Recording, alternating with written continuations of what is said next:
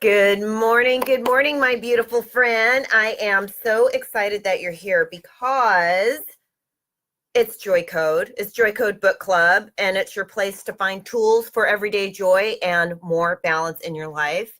And we are reading one of my all-time favorite books, The Untethered Soul. So we are finished with Open Your Mind to Receive. That's still a good book. Continue to read it. But I'm just really excited about working with this book, The Untethered Soul. And you can see it is written in, it is dog-eared, it has coffee spilled in it. I have loved this book up. And this is something that every person that wants to be conscious, that wants to live a conscious life, that wants to live a full life, this is a book that you should read. So I'm super excited about it. And just super excited about being here with you. So are you ready? Because this is how we like to start our day or end our day if you're watching this in the evening. This is my practice every day.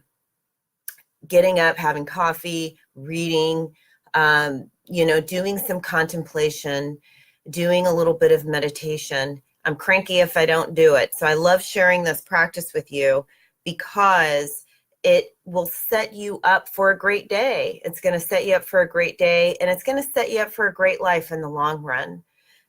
Taking the 5 or 10 minutes out for yourself is so important to your well-being. So we're going to start with the introduction. And he talks about to what self to be true, or he talks about Shakespeare. This above all to thine own self be true. And he says, to what self should you be true? To what self do you be true? And I like to start with the introduction because this book can be a challenge for people. But in the introduction, he sets it up for us. He says, in the following chapters, we will undertake a journey of exploration of the self. But we will not do so in the traditional manner. We will neither call upon the experts in psychology or upon great philosophers. So take a deep breath and sigh it out. We will not argue and choose between time-honored religious views, thank God, or resort to statistically supported surveys of people's opinions, because we hear enough of that, right? We're on social media. We're awash in people's opinions. We will instead turn to a single source that has phenomenal and direct knowledge on the subject. We will turn to the one expert who, for every moment of every day of their life, has been collecting the data necessary to finally put this great inquiry into the self to rest. And that expert is you. So take another deep breath into that and sigh it out.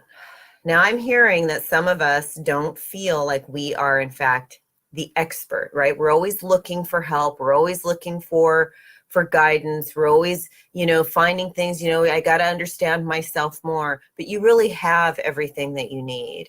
You've come pre-programmed, yeah? But before you get too excited or decide that you're not up to the task, first be clear that we're not after your views or opinions on the subject. We are only interested in your intuitive experience of what it is like to be you. We are not looking for knowledge. We are seeking your direct experience. So take another deep breath into that. You see how this book can be a meditation? Reading the book can be a meditation. The Power of Now has a very similar energy in that reading it can be a meditation. The only requirement asked of you is the willingness to honestly look at yourself in the most natural and intuitive manner. So this is about honoring your own subjective experience, finding out who you are beyond the cacophony of voices that are in your head. We all have them. We all have this voice and these voices. He says, upon completion of your journey through these chapters, we're still reading this, The Untethered Soul, there will be no more confusion, no more lack of empowerment, can I get an amen, and no more blaming others. Wouldn't it be wonderful to stop blaming others? Aren't you tired of blaming your mother? I know I am. We can't blame everybody for everything. You will know exactly what must be done Should you choose to devote yourself to the ongoing journey of self-realization, you will develop a tremendous sense of respect for who you really are. It is only then that you will come to appreciate the full depth of meaning in the advice. This, above all, to thy own self be true. Aren't you excited? This is such a wonderful book. I got to have some coffee. Now, the voice inside your head. So when I first started working with this book, it was in the meditation classes. And meditation is all about coming into center. It's not about stopping your thinking. And so people will say, well, I can't meditate because I can't stop thinking. Well, no kidding. That's why you practice meditation.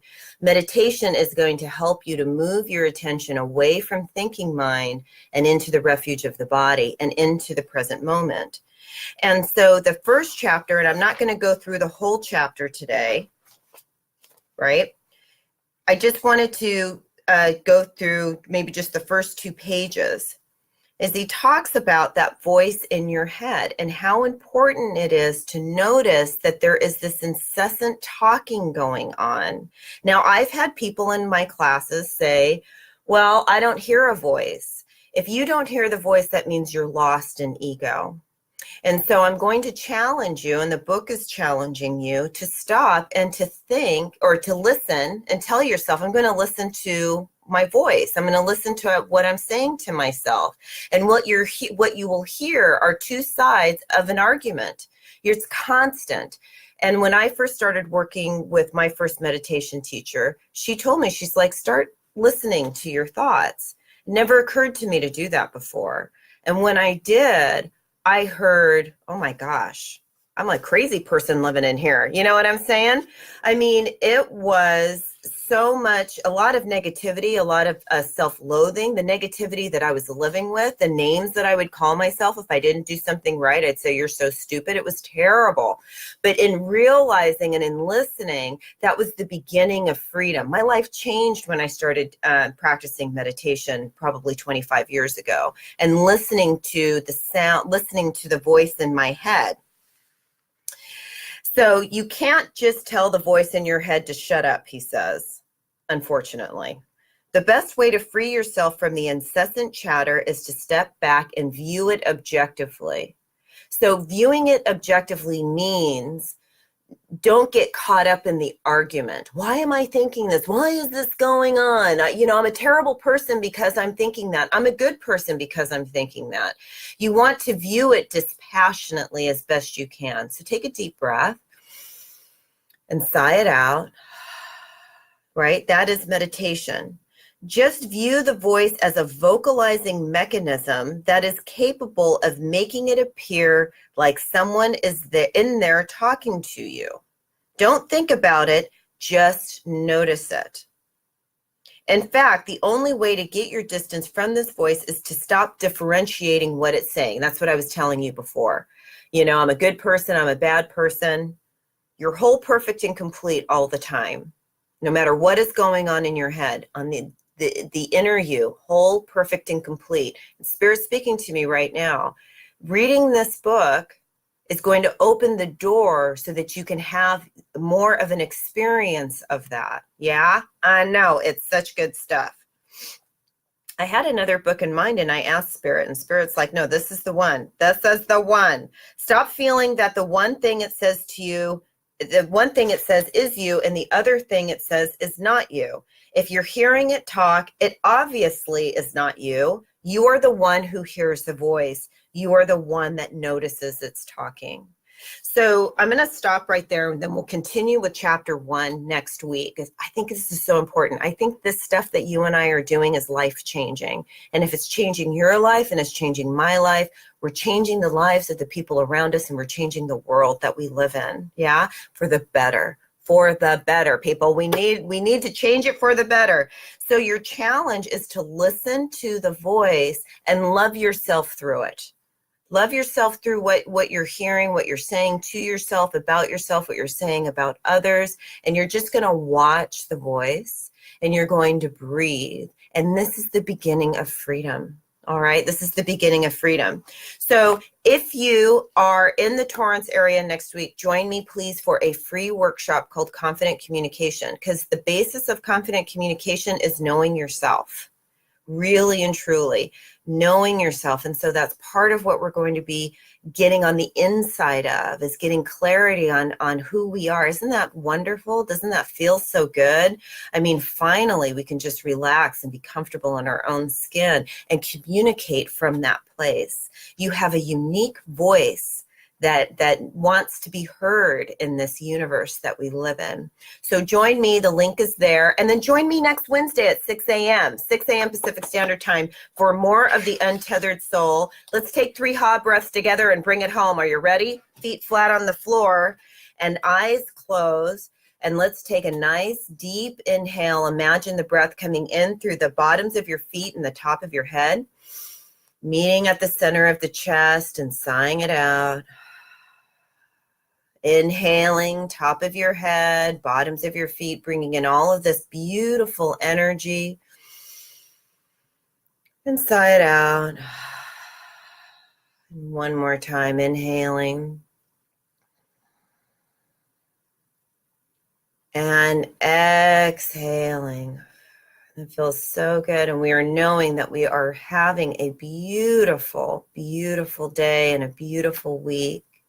Knowing that we are becoming more, stepping more into the fullness of who we are, having a deep experience of our own wholeness and perfection and completeness, knowing that we are always given to. All right, and so it is, my friend. Have a beautiful, beautiful day. Bye.